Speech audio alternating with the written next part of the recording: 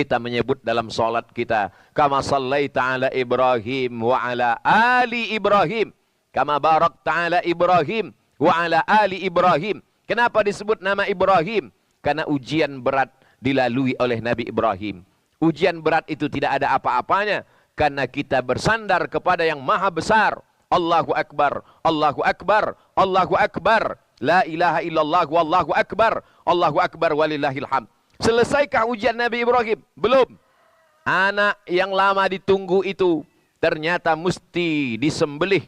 Ya bunayya, wahai anakku, inni ara fil manam, aku lihat dalam mimpiku, anni azbahuka, aku menyembelih lehermu. Fanzur madza tara, apa pendapatmu? Apa jawab Nabi Ismail alaihissalam? Ya abati, wahai ayahanda, if'al ma tu'mar, laksanakan perintah Allah. Satajiduni insyaallahu minas sabirin. Insyaallah